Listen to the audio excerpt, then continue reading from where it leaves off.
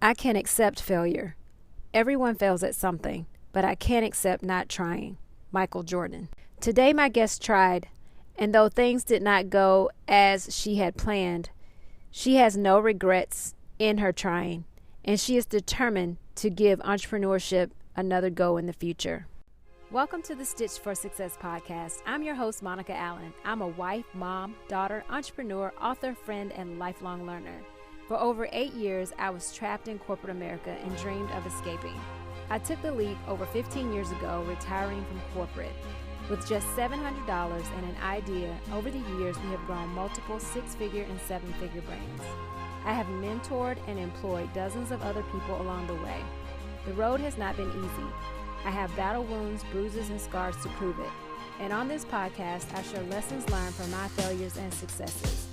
You will also learn from other business owners who have become stitched for success as they pursue their entrepreneurial passions. My goal and hope for you is that you can learn from our mistakes and our wins and have an extremely successful business that stands the test of time. Hi, Stitched for Success family. I had the pleasure of conducting an interview with a friend of mine and a fellow corporate America leaper, Jennifer Grayer. Like many of us, Jennifer found herself on the safe and practical path of getting a bachelor's and master's degree in finance and worked in the field for almost 15 years. But the vivid dreams of her future bakery would not leave her alone. Jennifer had a vision. In 2015, Jennifer opened Lolli Bop Sweet Shop here in Atlanta, bringing her lifelong dream of owning her own business to fruition. Jennifer and I had such a long and enlightening conversation that I have decided to turn our interview into a series entitled Lessons Learned from Failure. So let's take a listen to the first portion of my interview with Jennifer.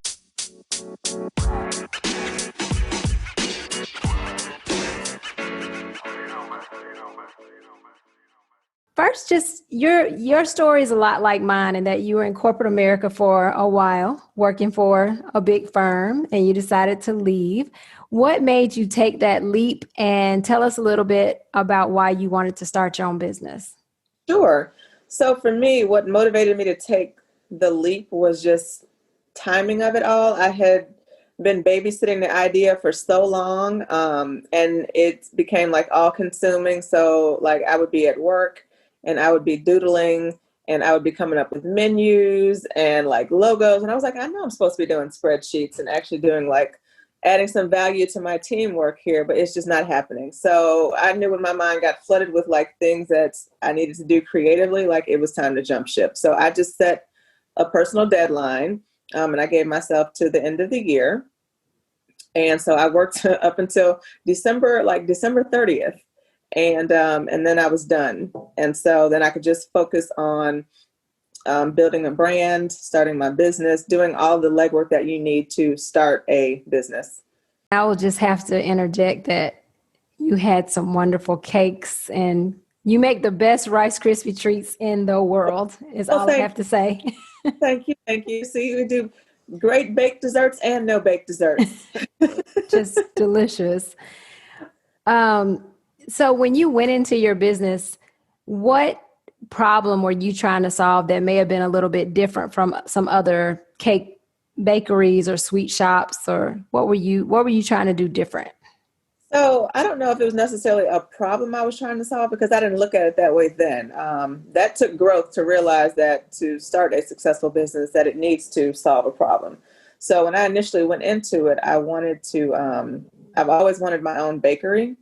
And so the only thing that I did somewhat differently is that I opened up myself to making it more than a bakery. So it kind of happened organically. Like I saw a space and it was a lot bigger than I would need to just outfit a bakery. And I was like, I can do so much more than just a simple bake shop, like a simple neighborhood bake shop. Like I can do a full blown out sweet shop with all of this space. And I can sell a variety of products to suit everybody's needs, because in the area that I opened up my business, there was nothing like that. So there was no place that you can go to that had baked goods, ice cream, candy, custom desserts, birthday parties, and everything else that we had to offer under one roof. And so that was that was what kind of separated me from a lot of the other cupcake shops and bakeries that were around Atlanta. So when you speak of space, you're literally talking about physical retail Physical, the foot space. of your store. So, being that I had somewhat of a business brain, I did recognize that almost every square footage of a space that you lease should be able to make you some money. And so just expanding my concept and my ideas and my menu into something that could, kind of spread out and take up the whole footprint of my store, it made more sense to me. So I could put in more products, I could offer different services and more services with the bigger spot. That makes sense for sure. Once you begin to think more about your business, your side hustle, adding a new product or service to your business, you must ask yourself, what problem am I solving? In my opinion, there are two approaches to business. The first being build it and they will come. The second being solving a problem that already exists. The first one, build it and they will come, you will have to focus more on marketing. You will focus more on marketing because you have to convince people that they need what you're offering. You have to convince them that they actually have a problem. The second one, solving a problem that already exists. And as long as you're solving that problem for a big enough market, customers will find you and they will spread the word. So they feel like they are helping their friends solve their problems. When we initially started our stuffforgreeks.com business, the first 3 years we did absolutely no marketing. It was all word of mouth because we were giving people a completely new experience when it came to buying fraternity and sorority gear, specifically custom fraternity and sorority gear. After 3 years, though, competition entered the market. And with that, we did have to begin marketing. We had to begin showing people that we were different and how we were different and convincing them that they needed to shop with us instead of the competition.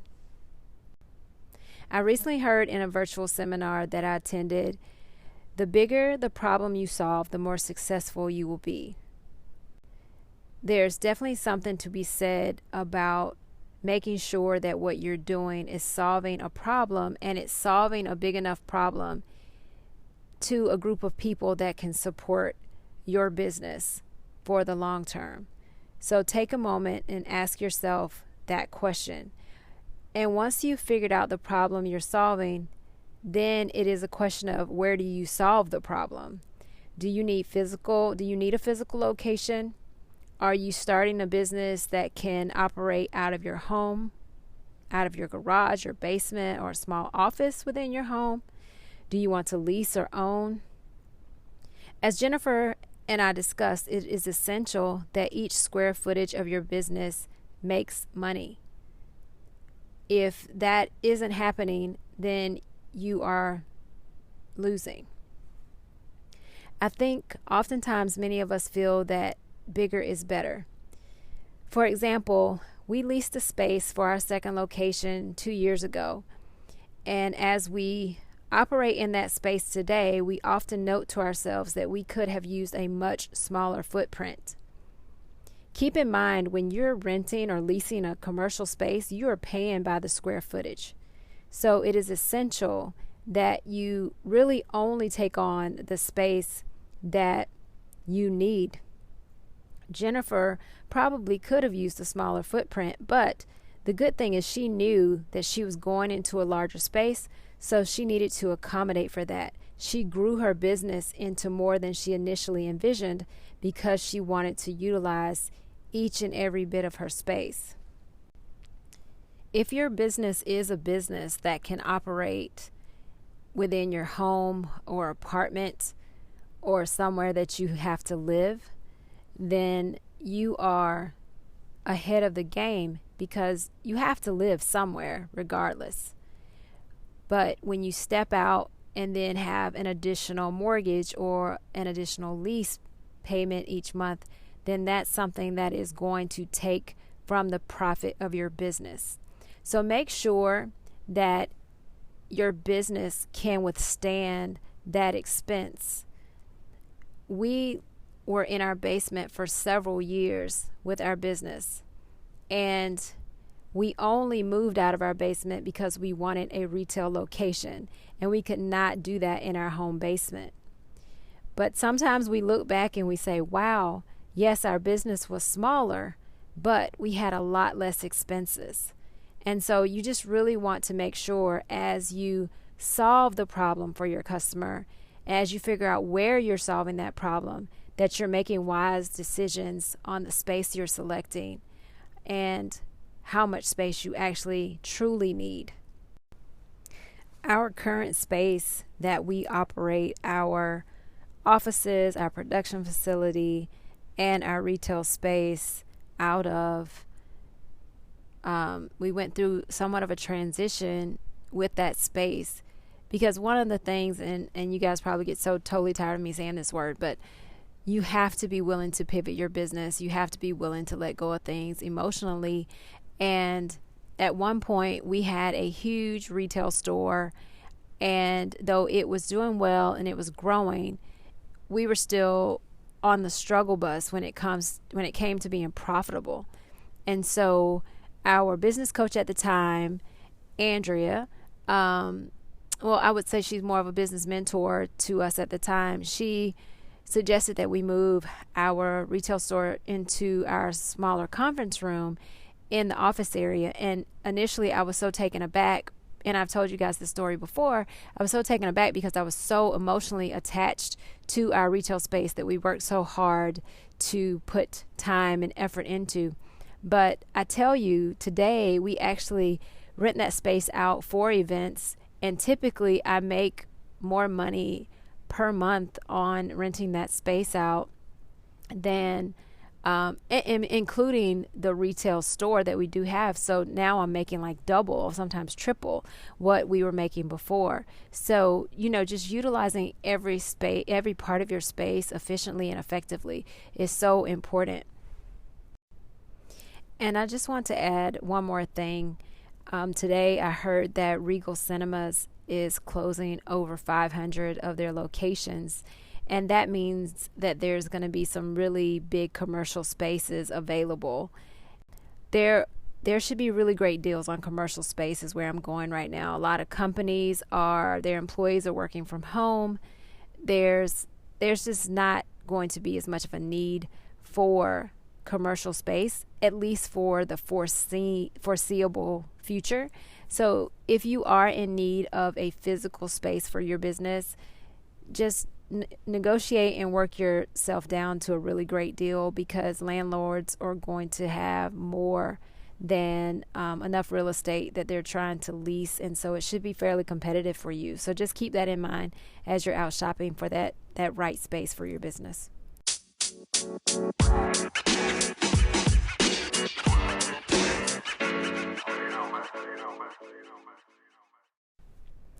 I'm so grateful for Jennifer in her agreeing to be a part of this podcast series. Please stay tuned over the next few weeks as we will talk about hiring, funding, pivoting for your customers, exit strategy, entrepreneurship, and family, the importance of mentorship. So don't miss it. You don't want to miss it. Thank you so much for tuning in to the Stitch for Success podcast today. If you are interested in learning more about the Imprinted Apparel Academy or signing up for a complimentary business coaching session with me, please visit stitchforsuccess.com. Also, follow me on Instagram at Stitch for Success for your daily inspiration. And please rate and review and share this podcast. Thanks so much for joining me today. Have a great one.